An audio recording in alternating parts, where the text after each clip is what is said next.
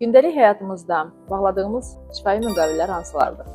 Siz evdən çıxırsınız işə getmək üçün hər hansı bir nəqliyyat vasitəsindən istifadə edirsiniz. Əslində, nəqliyyat vasitəsindən istifadə etdikdə siz artıq razılaşma, yəni müqavilə bağlamış olursunuz. Baxmayaraq ki, ortada yazılı bir sənəd yoxdur. Hər iki tərəfin hüquq və öhdəliyi yaranır.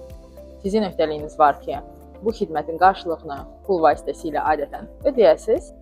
Qarşı tərəfində öhdəliyi yaranır ki, sizi bir nöqtədən digər nöqtəyə çatdırsın.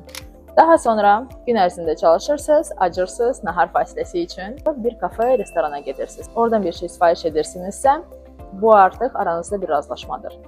Yenə də kafe, restoran sizə müvafiq xidməti göstərməyi, keyfiyyətli şəkildə, sifariş etdiyinizə uyğun şəkildə yeməkləri, içkiləri sizə təqdim etməyə borcludur. Siz də bunun müqabilində ödəniş etməyə tam şəkildə qəbz üzrə borclusunuz. Və bu kimi bir çox hallarda gündəlik həyatınızda sizdə müqavilələr olur. Bəs biznes fəaliyyətində biz şifahi müqavilələrdən istifadə edə bilirikmi? Buyurun fikirlərinizi bölüşün.